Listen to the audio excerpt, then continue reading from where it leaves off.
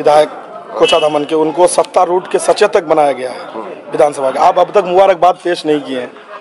अब सुनिए, सवाल ये पैदा होता है दगाबाजी को मुबारकबाद नहीं दिया जाता है ना। और दूसरी बात ये है कि कोई ऐसा ओहदा भी उनके पास नहीं है जिससे आवाम का वो भला कर सकेंगे, है ना। उसके ओहदे में कोई ताकत नहीं है कि आवाम के लिए कोई स्कीम होगा उनके पास। उनका मामला है संगठन का मामला। एमएलए के दरमियान में सचेतक हैं, उससे बाहर उनकी जो पब्लिक वो है मसाइल है उसमें सचेतक की कोई हैसियत नहीं है।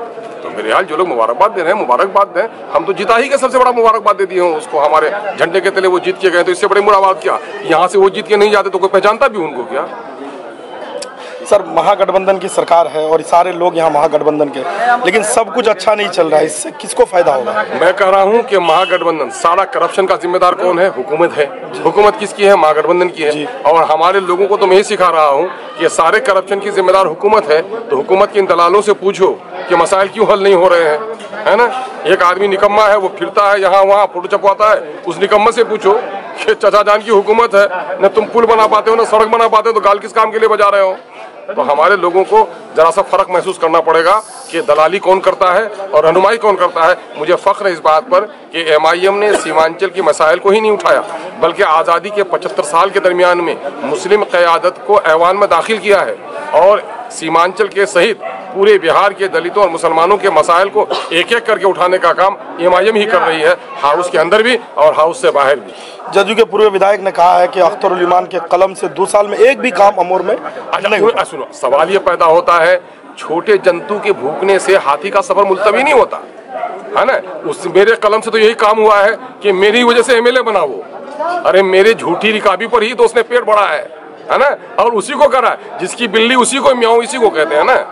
कि बिहार की तालीमी सूरत हाल बहुत अच्छी नहीं है, नाखानदगी भी है और अच्छे तालीमी इदारों से महरूमी के नतीजे में बिहार के हज़ारों करोड़ रुपए बाहर जा रहे हैं। कोटा में कई सौ करोड़ हमारे लोग दे रहे हैं जाकर के। जहाँ तक गरीब बच्चों का और माइनॉरिटी की तालीम का मसला है, माइनॉरिटी के तालीम के ताल्लुक से हुकूमत की गैर ज़मानदाराना रविश कि आज लगभग अब साल भर होने को जाता है और अब तक चेयरमैन का इंतखाब न किया जाना, चेयरमैन को नामजद न किया जाना, मिली मसाइल से और मदरसे के ताल्लुक से हुकूमत की मुजरिमाना गफलत है।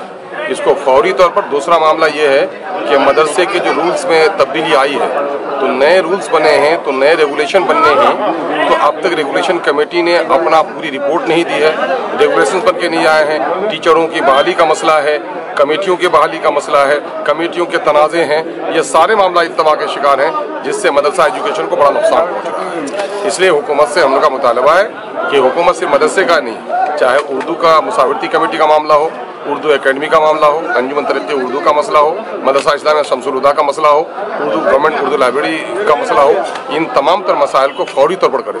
और एक दोस्त बड़ा मसला है, वो ये है कि माइनॉरिटी के मसाइल के लिए किसी हद तक माविन होता है माइनॉरिटी कमीशन। माइनॉरिटी कमीशन का चेयरमैन की भी मुद्दत खत्म हो गई है, अब वो भी महीनों गुजर गए और उस पर अभी नामजद नहीं किया है। महिला अत्याचार बढ़ा है, महिला कमीशन में अब तक वो नहीं किया, चेयरमैन नहीं बनाया गया है। तो मैं समझता हूँ कि ये सारी वो चीज़ें हैं जो हुकूमत के गफलत और तवज्जुही का शिकार हैं। और मैं तो समझूंगा कि जिस तरह से बीजेपी और जदयू में अपने लोगों को भरने की कोशिश थी, कहीं राजद और जदयू में भी तो ये कोशिश नहीं चल रही है।